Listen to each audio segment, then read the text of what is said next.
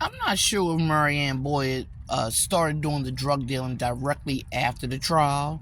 I did not care about any of that. That's why I forgot all about it.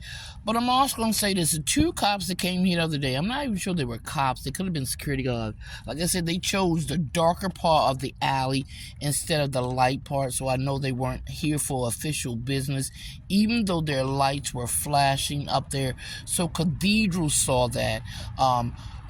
Mulberry saw that, Charles Street saw that, and Franklin saw that before it came back around to Cathedral in front of the library, not in front of the alley where it should have been, because there's a camera on their truck.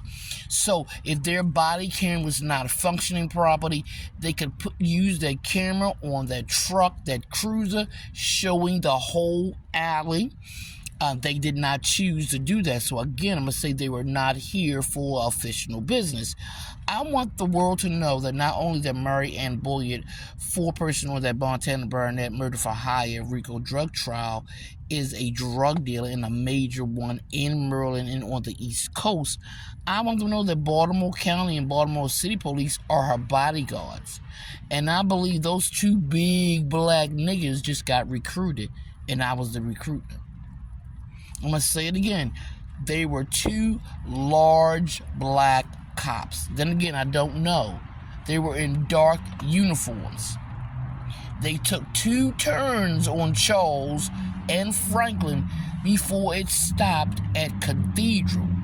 Its cruiser was not pointed down here. Its cruiser wasn't even being seen down here.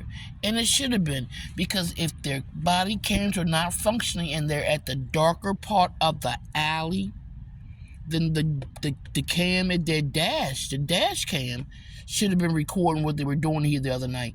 It did not. So again, I'm going to say they were not here for official business, and I hope not only did my camera catch them, but any camera and every camera where they went in a 4 to 6 block radius. And that's what they had to do to get here. So, we're going to leave that alone and keep it moving. So that's what you're working with in Maryland, and that's what I want to show about Maryland.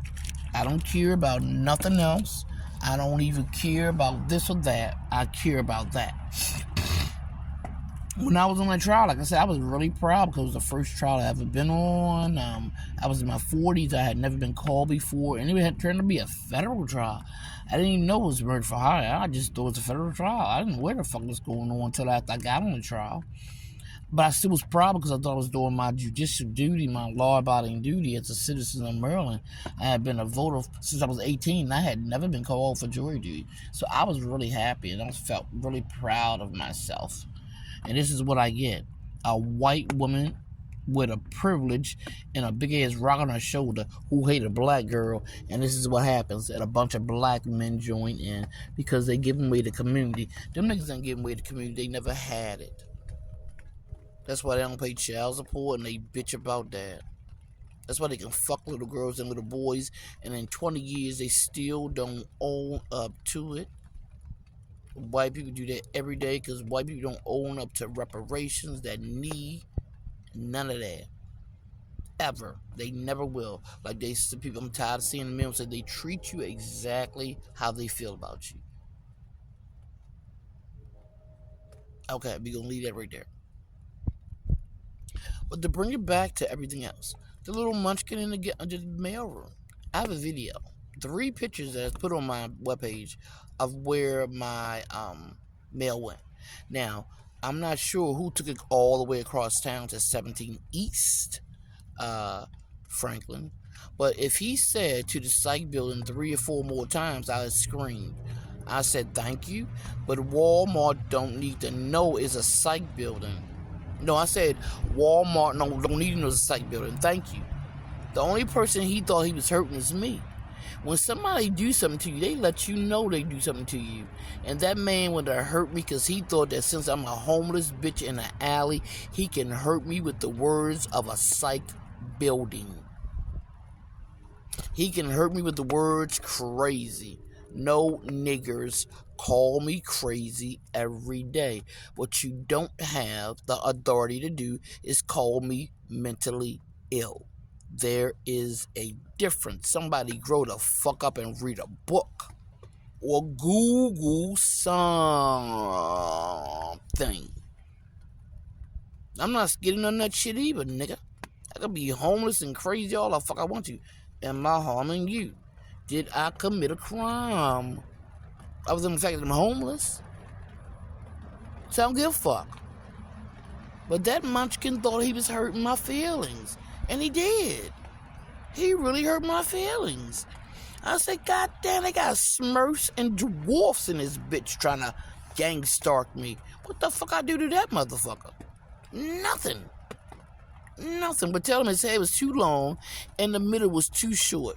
I think everybody understood that shit. What the fuck was he trying to hide that bald spot for?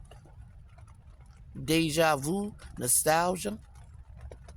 I'm gonna say it again. You work in an outpatient domestic violence location for women. And when they come, at least when I come get them, you keep saying, did you come here for me?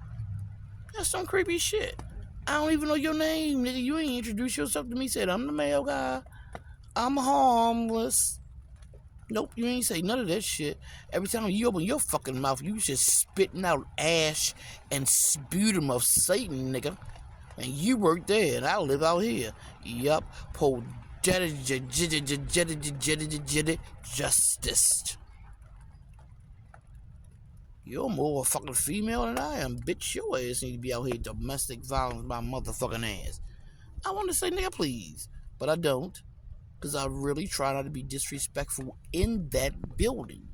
In the alley is different, nigga. I'm in an alley. In a tent. That I call a motherfucking cabin. And I'm going to keep calling it a cabin every day I sit in this bitch. Why? Because I can. I brought every goddamn thing in this motherfucker. Even though I just with my brown and black jacket, he calling me a fucking thief. I didn't call the cops and say I had a gun. Nope, that was a fucking setup. I knew it was. Just didn't know how it was. And I ain't think about them damn big ass cops. Them motherfuckers over 6 feet tall. Coming up to a dark part of an alley. But left the light part 2 times. Them niggas wasn't here for no official business. And I hope every camera that saw those niggas from and around it, Montana Barronette, or whatever, saw that cruiser, whether it was security from University, security from Mercy, security from GBMC, security from Bon Sakara, security from Maryland General, wherever it was or wherever it hailed from. I hope every camera saw them sons of bitches. Because nobody know the word no. I'm going to tell you again, a prostitute can say no, nigga. And a prostitute ain't the only one commit a fucking crime. A John, a pimp, and everybody else, we all commit crimes. Arrest all 3. So if you're going to arrest my ass, you punk ass bitch, call 2 more cruisers. So, that's my commentary for the motherfucking day. Everybody have a great day. Yeah. Like, follow, and share.